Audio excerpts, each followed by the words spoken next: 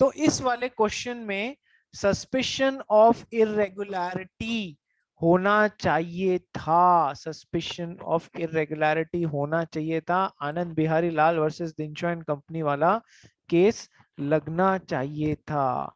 या फिर और आगे आप समझने की कोशिश करो तो सर क्या उसने फॉर्जरी करी है? सर कंपनी के तो कोई पेपर में नहीं की, लेकिन उसने एक रिसिप्ट इशू करी है। आप ध्यान से समझो, बहुत ध्यान से समझो इस केस को। कंपनी, उसने जो फैक्ट्री सुपरवाइजर था उसने एक रिसिप्ट भी इशू कर दी, ठीक है। Mister X has made the payment and gave a receipt of the same to mister X. दस ये देखो, गेव अ रिसिप्ट, ठीक है। ये आंसर खोटा है भाई, इधर ये आंसर टोटली खोटा है, ठीक है। तो यहाँ पर केस कोई सा भी ले लो आप डॉक्ट्रिन ऑफ इंडोर मैनेजमेंट का फायदा नहीं उठा सकते हैं, क्योंकि ये these are lying under exceptions of doctrine of indoor management. ये आंसर खोटा दिया हुआ है फाइल में, फॉर योर काइंड इंफॉर्मेशन। बात समझ आ गई आप लोगों को? इंस्टीट्यूट हाँ ने सर। इसका आंसर गलत दिया हुआ है। चलिए पढ़ा। I am disheartened to know कि आप लोगों ने कल की चीज रिवाइज ही नहीं करी है।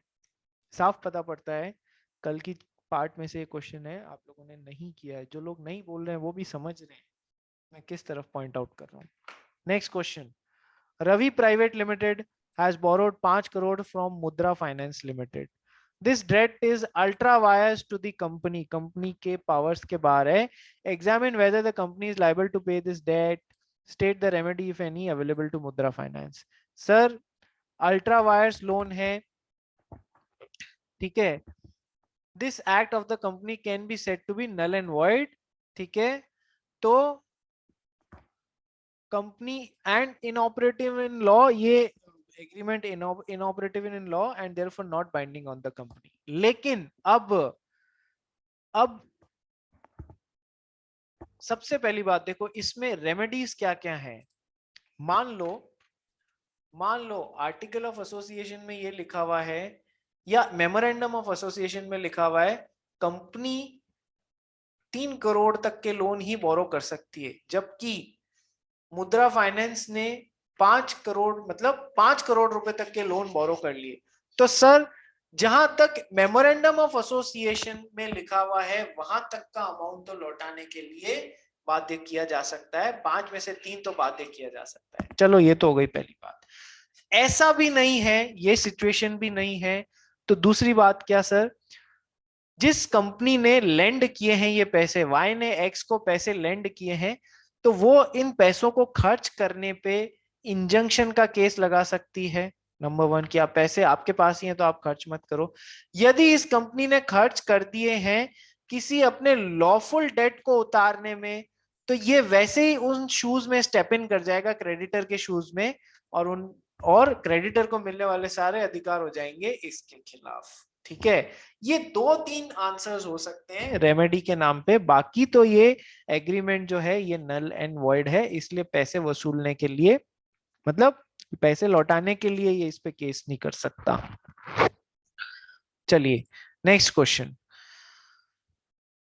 State the limitations of doctrine of indoor management. Sir exceptions पूछ रहा है, डायरेक्ट क्वेश्चन है, आप मेंशन कर सकते हैं। स्मॉल कंपनी क्या है, डिफाइन स्मॉल कंपनी। सर इस बार के लिए ये क्वेश्चन इंपॉर्टेंट बनता है क्योंकि स्मॉल कंपनी की डेफिनेशन में अमेंडमेंट आया है।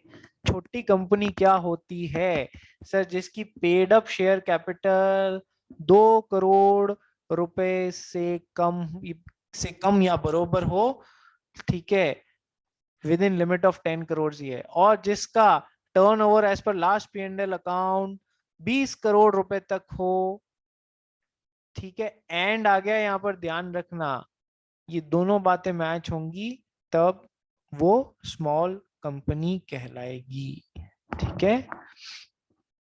डेफिनेशन में चेंज है। मिक्स्ड क्वेश्चन, होल्डिंग और सब्सिडियरी और गवर्नमेंट कंपनी का मैं क्लास में ऑलरेडी डिस्कस कर चुका हूं। ये नरेंद्र मोटर्स और शाह ऑटो वाला पहले प्रीवियसली अलग से मैं ये क्वेश्चन आपको करा चुका हूं, ठीक है, इसलिए दोबारा नहीं कराऊंगा। क्वेश्चन नंबर 21, ये भी मैं आपसे डिस्कस कर चुका हूं, कि 7 लाख इक्विटी शेयर्स थे, 3 लाख प्रेफरेंस शेयर्स थे, ठीक है। तो अब state with reasons whether Ram private limited is subsidiary of Lakhan private limited. Clearly ये सेम क्वेश्चन मैंने आपके साथ में डिस्कस किया हुआ है, ठीक है। नेक्स्ट जगन्नाथ ऑयल मिल्स वाला क्वेश्चन भी मैंने आपसे डिस्कस किया हुआ है, जिसमें प्राइवेट कंपनी को पब्लिक कंपनी को प्राइवेट कंपनी में कन्वर्ट कर रहे थे। मैंने कहा था कल आपको क्वेश्चन नंबर 5 के साथ में क्वेश्चन नंबर 22 को जोड़ के देखना, आपको नई बातें पता पड़ेंगी, ठीक है। बान्यमी जैन,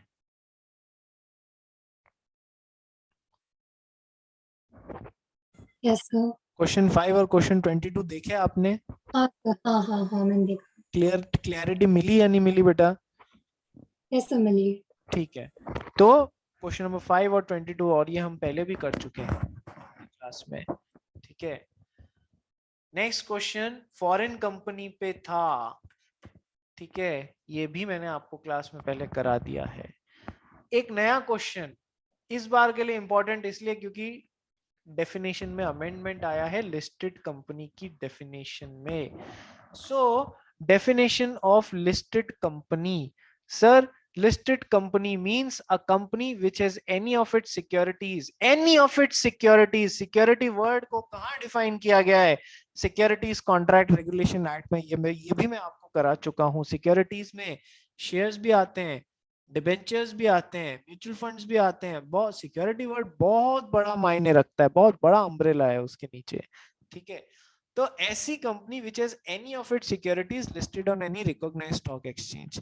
अमेंडमेंट का क्या आ गया कि provided that such class of companies which have listed or intended to list such class of securities as may be prescribed in consultation with SEBI shall not be considered as listed companies। यदि अपनी central government ने किसी तरीके की security को या किसी type of company जो ऐसी सिक्योरिटी इशू कर रही है उसको लिस्टेड कंपनी मानने से मना किया है तो हम उनको नहीं मानेंगे, तो उनपे लिस्टेड कंपनीज वाले रेगुलेशंस एप्लीकेबल भी नहीं होंगे। इसलिए ये इस पैराग्राफ के कारण ये लिस्टेड कंपनीज की डेफिनेशन इंपॉर्टेंट हो गई है, इस बार के लिए पूछी जा सकती है। ये लास्ट के जो 4-5 क्वेश्चन है ना, ये मैंने आप लोगों को कराए हुए हैं, कंफ्यूज मत होना। आपको अपनी प्लेलिस्ट देखना, रिकॉर्डेड लेक्चर्स की प्लेलिस्ट वहां पर मिल जाएंगे, ठीक है। Questions on foreign company, question on holding and subsidiary company, इस तरीके से क्वेश्चंस नाम से मिल जाएंगे आपको, ठीक है भाई। तो इसी के साथ में हमने कंपनीज का पार्ट जो है वो फिनिश कर लिया है। मन में आप लोग में से काफी लोग जानते हैं ये क्वेश्चंस कई लोग नहीं भी कर पाए हैं, कर लेना बैठ के, और कल ओरल टेस्ट के लिए तैयार रहना। सभी लोगों को आना है टेस्ट में, स्पेशली वो जिनको मैंने बोला था बाकी लोगों का भी टेस्ट होगा, इसलिए कल अच्छे से तैयारी करके आना। किसी को कोई डाउट है तो पूछ लो भाई। सर मेरा एलएलपी का भी है कल।